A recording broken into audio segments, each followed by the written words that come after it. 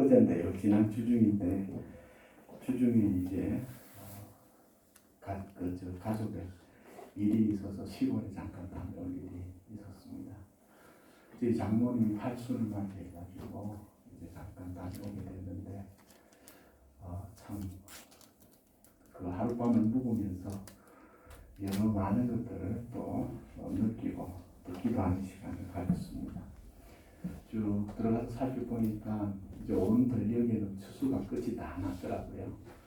추수가 다 끝이 나고, 그리고 나무에도 과실수들이 다 이제 추수가 끝난 상태로서 이제 겨울이 다가왔구나, 이제 겨울이 시작되었구나 하는 것을 느끼게 되었습니다.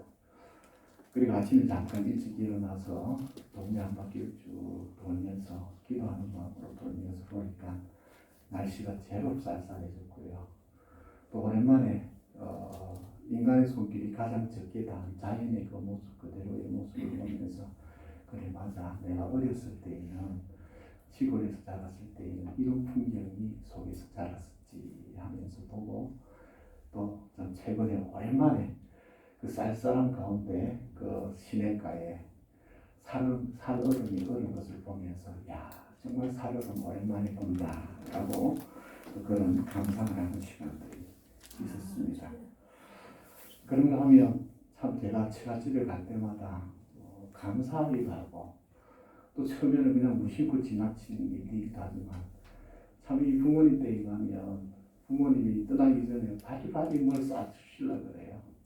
이것저것 창고에 그동안에 수고하고 그 참 노고를 이끄시고 지었던 농사나 농산물들 이런 것들을 자식 오기만을 기다리며 차곡차곡 쌓아놨다가 이것저것 보따리를 풀면서 챙기는 모습들을 보면, 예전에는 그냥 부모님이니까 그때 저러시겠지, 그리고 그냥 단순하게 이제 그냥 연세가 높으신데 농사 그만 지으시지, 그런 마음으로만 대하고 받아도 감사하긴 감사하지만 또 한편으로는 또 여러 가지 생각들을 하게 되었지만, 어제 그 모습을 쭉 살펴보면서 야, 참 뭐라 그럴까요? 부모 된다는 것이 어떤 것인가라는 것을 또 한번 생각해 보게 되지요.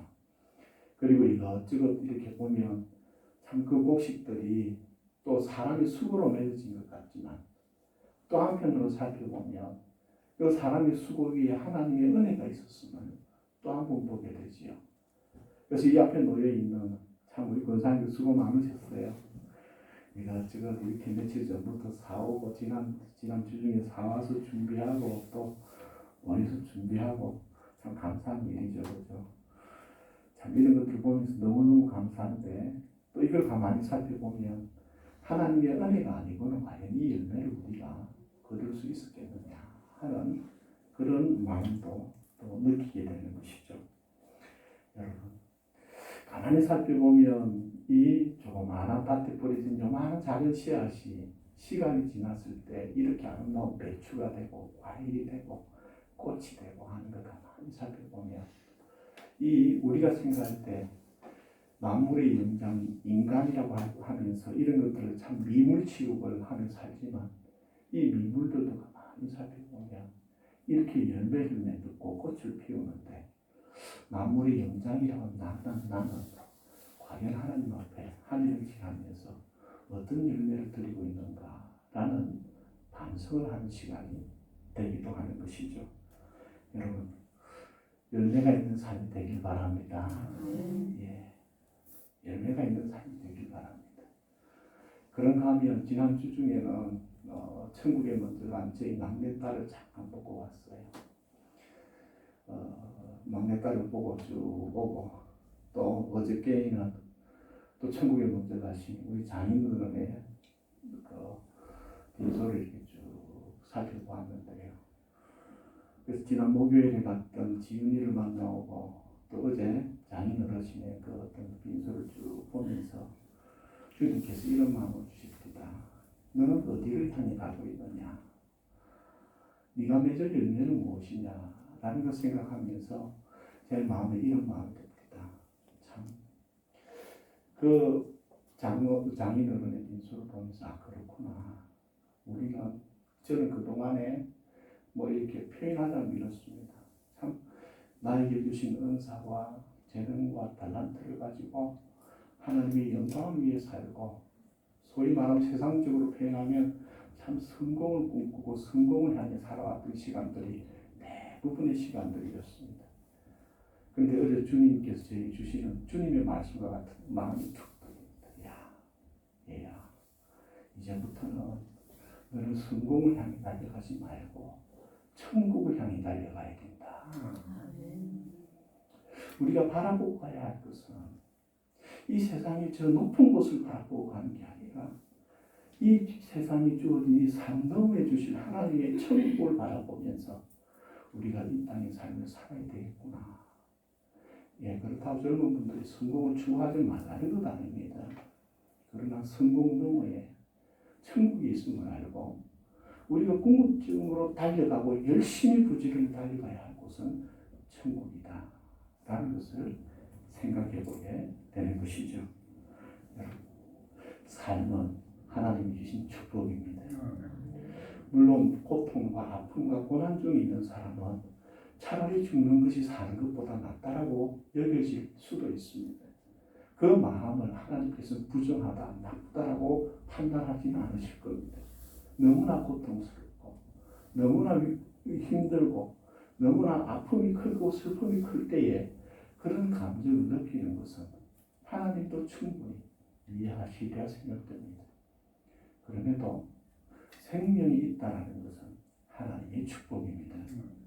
생명이 있기에 슬픔과 고통 또한 시간이 지나면 회복이 되고 또한 그 고통이 끝이 나는 또 하나의 하나님의 은혜를 경험할 수 있기 때문인 것이죠. 오늘 이게 읽은 본문은 어떤 내용이냐? 한 사람이 예수님께 찾아와가지고 예수님, 부모님이 돌아가셔서 이제 유산이 남아 있는데 우리 형님이 그 유산을 다 가져갔습니다. 그래서 예수님이 아마 이 찾아온 사람과 예수님의 그 가족 관계가 어느 정도 아는 사이의 관계였던 것 같아요.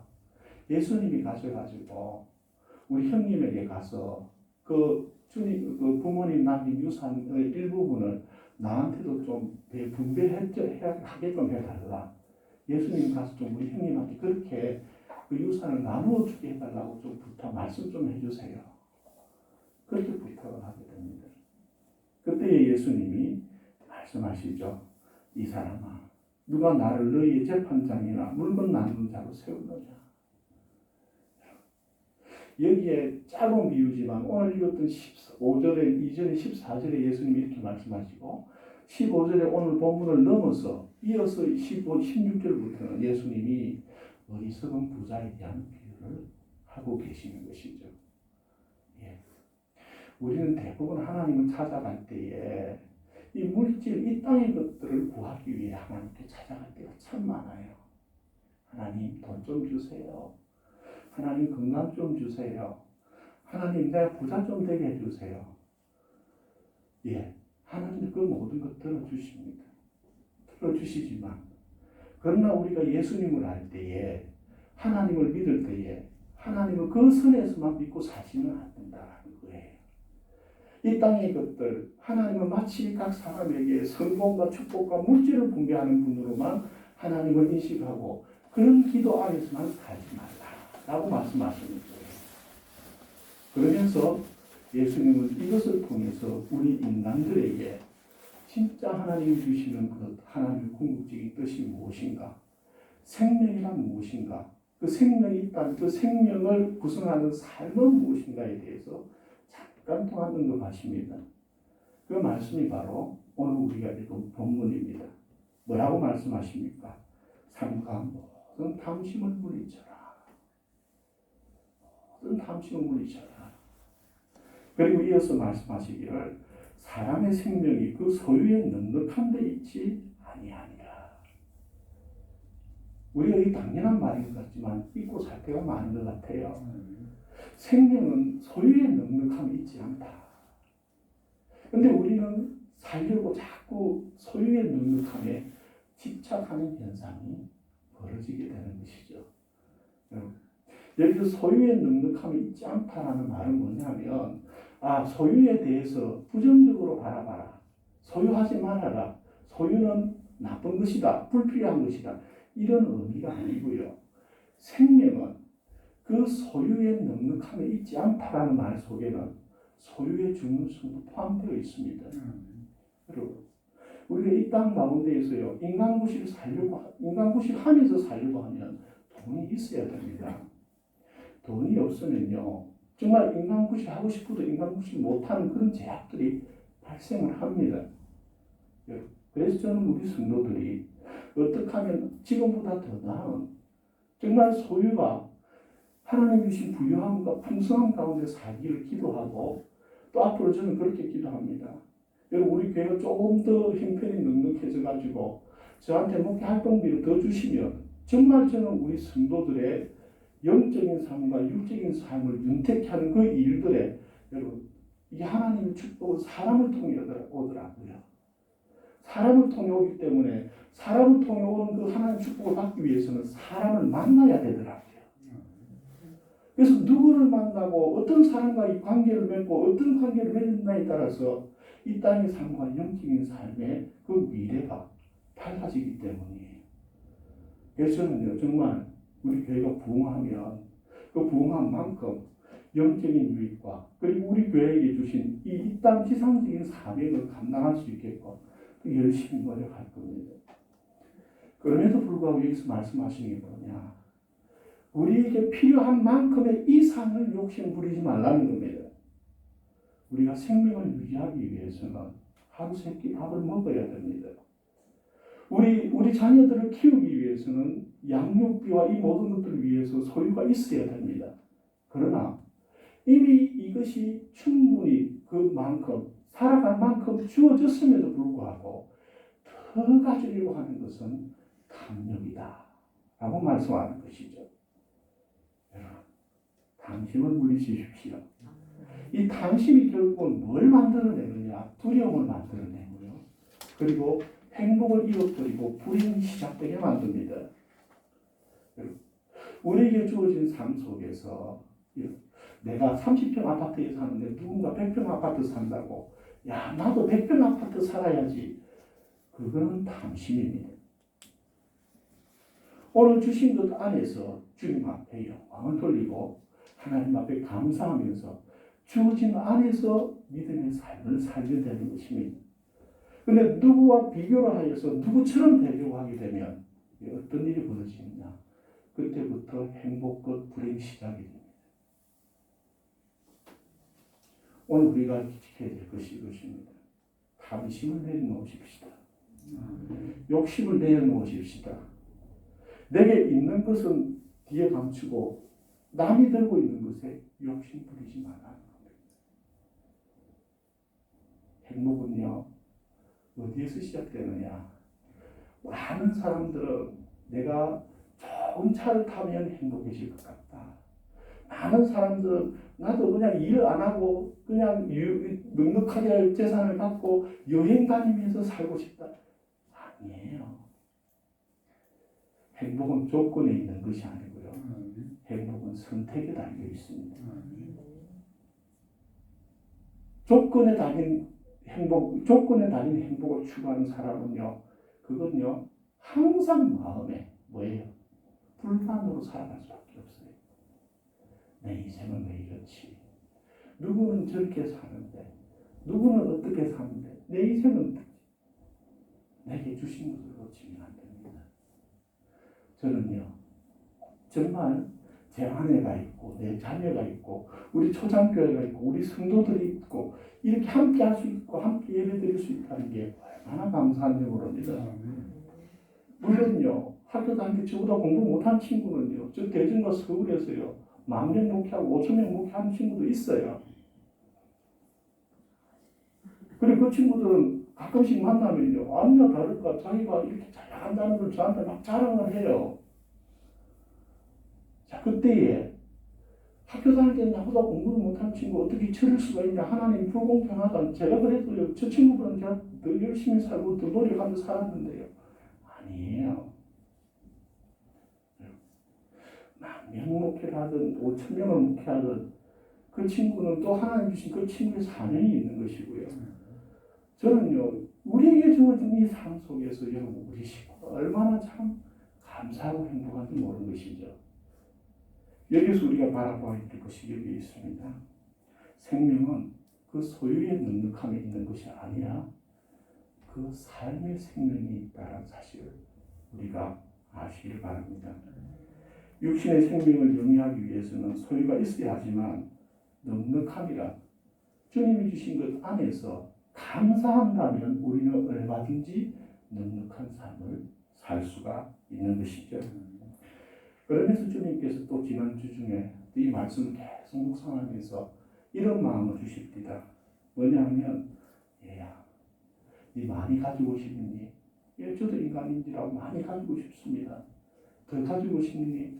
예, 더 있었으면 좋겠습니다. 저는 솔직하게 하나님 앞에 그런 마음을 호소합니다. 그러면서 주님께서 그거를 야, 너 욕심부리기만 네 목사 되라고 이중적이다 이렇게 책망하지 않으시고요. 주님이 제 마음을 이렇게 조용히 다 이러십니다.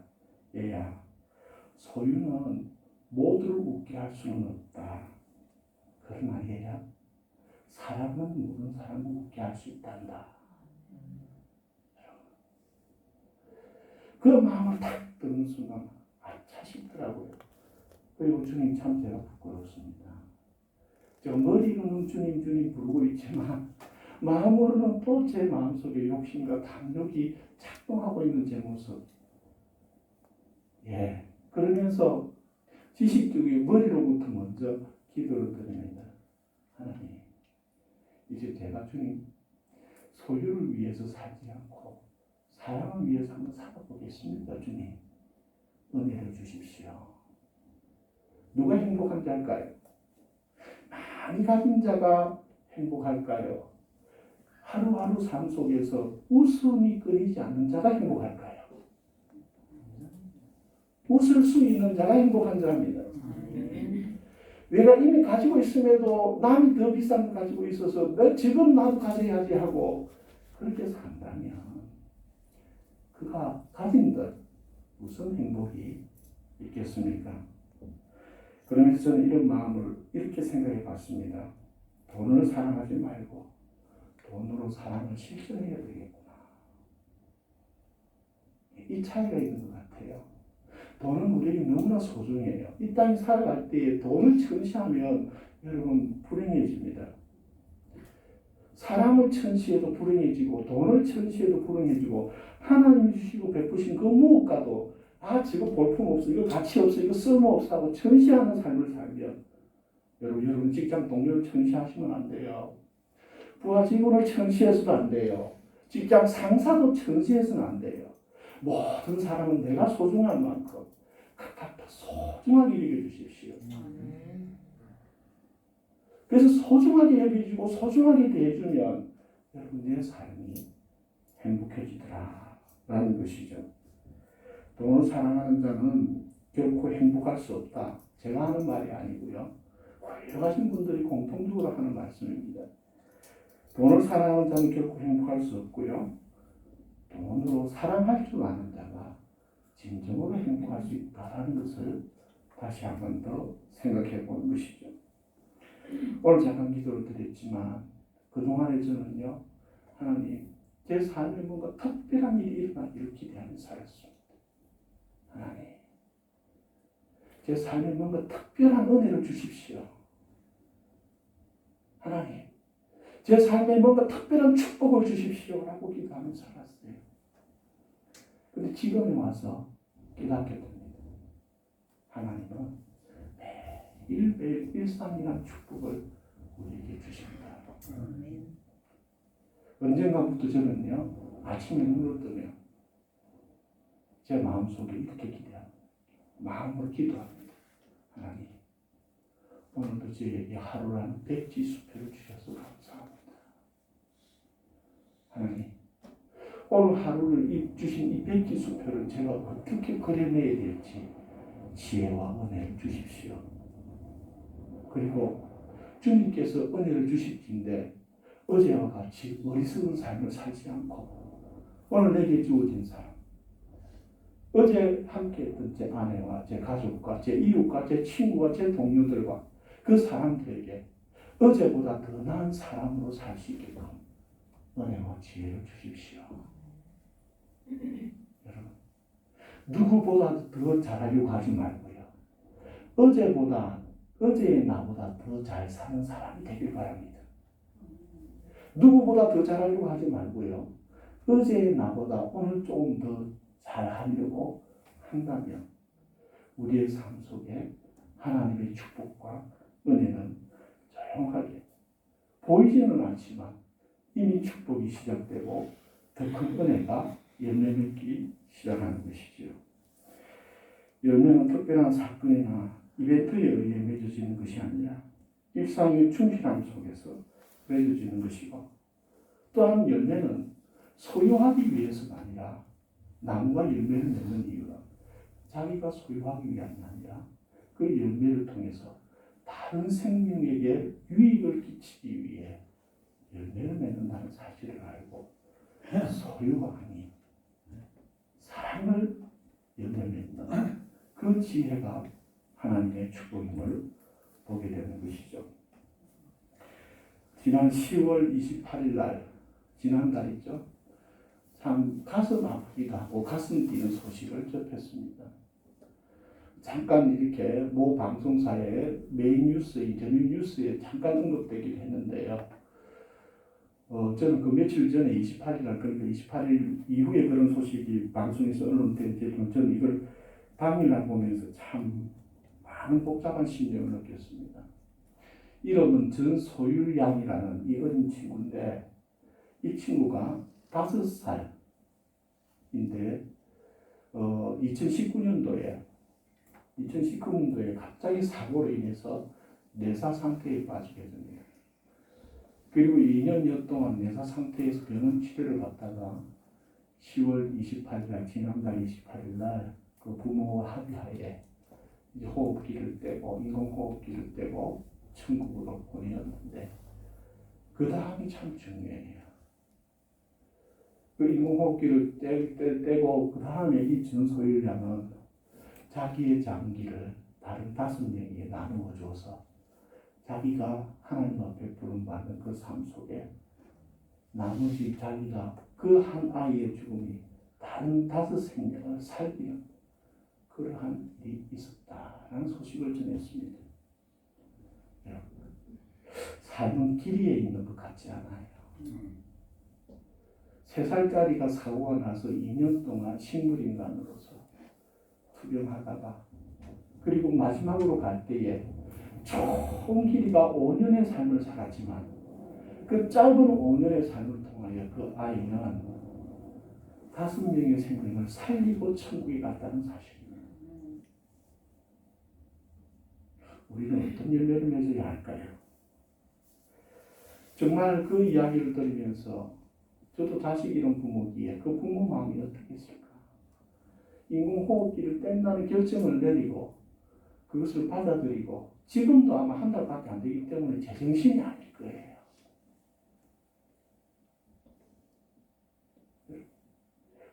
그러면서 저도 지난 어제 장인어른의 것을 쭉 보면서 그렇구나. 우리는 탄생과 죽음 사이에 존재하고 있구나. 삶이란 탄생과 죽음 사이에 있는 것이 삶이구나. 우리의 실존은 여기에 있습니다. 우리가 영원히 사는 것도 아닙니다.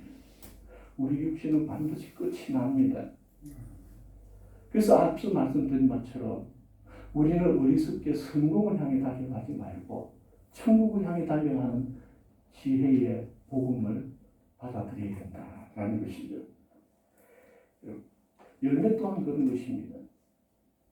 곡식이나 아니면 유실수의 과실수나 이 열매를 맺으면 그 한 해의 삶을 끝내는 것입니다. 오늘 우리의 삶은 어디를 향해 가고 있느냐? 열매를 맺기 위함이라면 소유하지 마십시오. 어차피 우리가 이 오늘 읽은 본문의 뒷부분에 나오는 예수님의 비유처럼 이 사람 굉장히 똑똑하고 유능한 사람이에요. 농사를 짓는 것마다 성공합니다. 이 시대는 농경 사회이기 때문에 농경으로 표현됐다면 오늘 21세기적으로 표현하면 이 사람은 아주 유능하고 훌륭한 사업가입니다. 하는 일마다 성공을 다 하고 하는 사업마다 다 프로젝트가 성공을 해서 쌓아둘 창고를 계속해서 늘려야 할 만큼 훌륭하고 뛰어난 경영자였습니다. 그러면서 그가 이렇게 합니다. 야, 이제 내가 이만큼 벌었으니까 이제 나도 더 이상 이제 고생할 필요 없다. 이제부터 나는 이제 먹고 즐길래. 아마 그도 인생의 항원에 온 것 같습니다. 인생의 항원에 왔더니 이제 내가 살아갈 남은 인생이 얼마 남지 않았기 때문에 지금부터는 내가 이제 일을 안 하고 이제 내가 벌어놓은 것 갖고 내가 좀 편하고 누리며 살래. 그런데 오늘 밤 네 목숨을 데려가면 이 소유의 유익이 무엇이냐라고 예수님이 비유를 드는 것이죠. 오늘 여러분에게 권면합니다. 소유에 집착하지 마시고 삶을 사십시오. 삶을 산다는 것은 이 세상에서 사랑을 실천하며 사는 것입니다. 삶은 사랑입니다. 그런데 삶을 욕심으로 살게 되면 그 마지막은 불행해집니다. 이 땅에서 불행이 없다 할지라도 죽고 난 다음에 우리의 일생을 하나님 앞에서 심판받을 때에 너는 가지기 위해서만 살았느냐? 이미 다른 곳에서 말씀하셨듯이 예수님께서 말씀하시고 비유하셨듯이 여러분 우리가 베푼 만큼 하나님께서는 우리에게 은혜를 주신다는 사실을 기억하길 바랍니다. 우리가 왜 이 땅에 태어났을까요? 하나님께서는 왜 우리를 이 지구라는 환경 속에 인간으로 살게 하셨을까요? 많이 가지라고 많이 소유하라고 우리를 보내셨을까요? 아니면 하나님은 내가 곧 사랑이다 라고 말씀하셨듯이 너희들이 내 사랑, 나의 형상을 입은 자들로서 이 땅에서 사랑하라고 보내셨을까요? 오늘 이 열매는 하나님이 우리를 사랑하신다는 증거입니다. 우리는 어떻게 해야 될까요? 이 사랑을 감사함으로 받아서 이 감사함을 또 우리가 우리 이웃들에게 사랑을 확장시킬 때에 우리가 주님 앞에 가져갈 영혼의 열매를 맺게 되는 것이 아니겠습니까?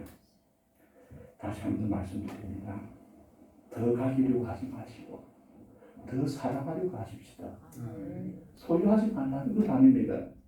부지런히 일해서 열심히 일을 해서 수입을 얻으시길 바랍니다. 그러나 그걸 소유하려고 하지 말고 사랑하는 도구로 사용하시길 바랍니다. 그때에 주님께서 약속하셨으니 이 땅과 내세의 약속과 축복이 완성되어지는 열매가 되는 것이죠. 살아가기 위해서 힘을 들이십시다. 중요한 건요, 삶에 하나님 주신 이 자연의 삶의 원칙은 힘을 들인 만큼 돌아온다라는 겁니다. 힘을 들인 만큼. 힘을 안 들이고 거들리고 하면 남을 사기치는 수밖에 없습니다. 그런데 우리가 힘을 들여야 할 것은 무엇이냐? 살아가기 위해 힘을 좀 들여야 되지 않겠나? 천국의 지혜를 가진 자, 복음의 은혜를 입은 자로서 우리가 그리스도인 일반 세상의 A로 사는 게 아니라 하나님의 자녀로서 우리가 살 때에 복음을 따른 자로서 사랑의 열매가 있는 저희들이 되길 바랍니다. 제가 어떤 책을 몇 주 전에 읽었는데 이런 내용이 나옵니다. 어떤 내용이 나오느냐? 불교에 관한 책이었는데 이 우리나라에 한 몇백 년 전인 것 같아요. 몇백 년 전에 해울이라는 스님이 계셨는데 이분은 소위 우리나라 말로 말하면 남 놓고 기억자도 모를 만큼 일자무식한 분이었어요. 일자무식한 분이었음에도 불구하고 그가 불교에 들어가서 이제 들은 풍을로 그리고 스승들로 쭉 배워서 나중에는 그가 주지 스님이 되었음에도 불구하고 글자를 몰라요. 그 경제는 뭐죠? 그럼에도 불구하고 그 당시에 똑똑한 학자들 수준에 이르는 그 사람들보다 훨씬 더 존경받는 스님이 되셨어요. 근데 그 스님이 하면 어떤 일을 하시느냐? 그 스님이 이제 많은 이제 중생들이 적선을 하고 이렇게 기부를 하게 되면 그게 쌓이잖아요. 그걸 쌓이면 어떻게 하느냐?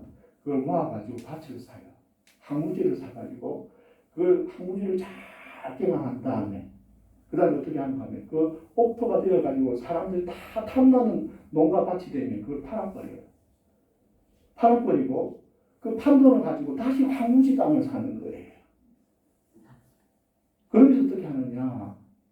비싼 땅을 팔아가지고 얻은 수익을 가지고 싼 땅을 사가지고 더 많은 사람들이 여기 와서 옛날에는 땅 없고 못 먹는 사람들이 얼마나 많았습니까? 그 사람들에게 싼값에 나누어줘서 또 이 땅을 구입할 수 있게끔 또 해주는 거예요. 그러니까 어떤 일이 벌어지느냐? 점점 땅이 많아지고 넓어지고 옥토가 이 땅 위에 한국의 땅에 옥토가 많아지는 거예요. 그래서 그분이 하는 말이 있어요. 많은 중생들에게 한 말이 딱 한마디 중요한 말인데 뭐냐? 좋은 농부에게는 황무지가 없다라는 말씀하셨어요. 우리가 선을 행하고 사랑을 행할 때 조건을 따져가지고 나는 이것도 없고 저것도 없고 상황이 이래서 저래서 아니에요. 요즘 놀라운 일이 벌어집니다. 뭐냐면 우리 한국인들이 몽고에 가가지고 중국에 가가지고요 아무도 안 된다는 곳에 나무가 자라야 합니다. 아프리카 사막 한가운데에요 옥수수와 나무를 심어서 그 사람들이 모든 사람들이 가난하고 굶어 죽는 땅에 양식을 만들고 곡식을 만들고 옥토를 만드는 일이 벌어집니다. 우리가 기억해야 될 건 이겁니다. 우리가 주님의 진리를 따르고 주님의 뜻을 가지고 내 욕심 챙기기 위해서가 아니라 진실로 사랑함으로 살아가게 되면 하나님의 축복이 임한다는 것이죠. 농부는 땅을 가리지 않습니다.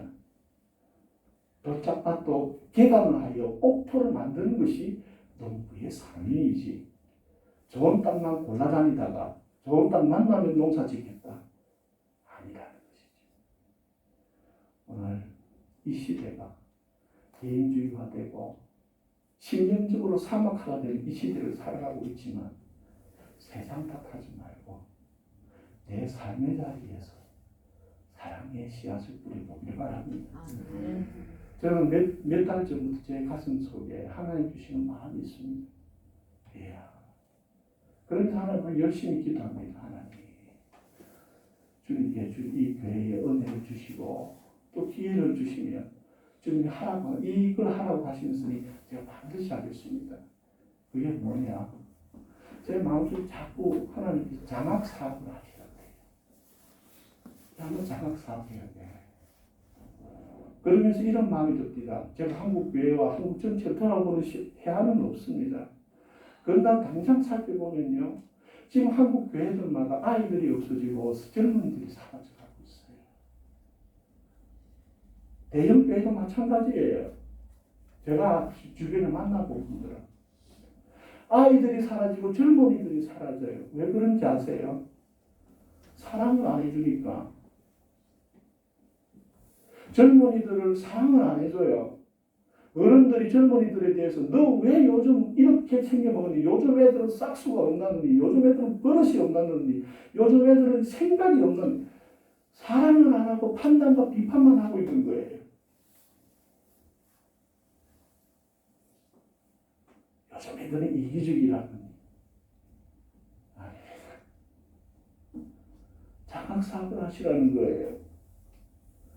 여러분, 제가 참 헌금에 대해서는 여러분들 피 같은 돈 너무너무 감사하고 또 힘들게 헌금하시기 때문에 정말 이런 거 없지만 여러분에게 한 번 말씀드리면 내년에 조금만 힘을 더 내어가지고 그렇다고 여러분 쓸 것 때가 가지만 힘을 내어서 조금 더 해서 우리가 장학사업해서 제가 지금 이 주변의 학교들을 위해서 기도하는데 가장 마음에 지금 애타게 들어오는 게 장례중이에요. 장례 중에 모르겠습니다. 이게 될지 안 될지 모르겠지만 내년에 졸업식 때에 졸업하는 친구에게 우리가 조금이지만 장학금을 조금 주면 안 좋겠나? 예를 들어서 이런 것이죠. 장애인유 중에 도서관이 있는데요. 그 도서관에서 한 해 동안 책을 가장 많이 읽은 친구들에게 우리가 졸업식 때에 그 이야기에서 가명도 뽑아달라 해서 거기에 독서왕이라는 이름을 붙여가지고 장학금을 줄 수가 있는 거예요. 그래서 조금씩 우리가 할 수 있는 만큼 우리가 이 땅을 향해 사랑하고 섬기면 이 세상 속에서 하나님의 복음의 빛이 세워지지 않겠나라는 마음이 듭니다. 주님 주신 꿈과 마음을 품고 우리가 열매 맺는 자 되길 바랍니다. 생명은 단기 아닙니다. 살아있다라는 것은 그냥 생명만 목숨만 붙여 있는 것이 아니라 살아있는 것은 반드시 열매를 맺어야 합니다. 그래서 우리가 생명의 가치, 이 열매로 하나님께 영광을 돌리는 우리 모든 성도가 되어야 되기를 주님의 이름으로 축복합니다. 기도드리겠습니다.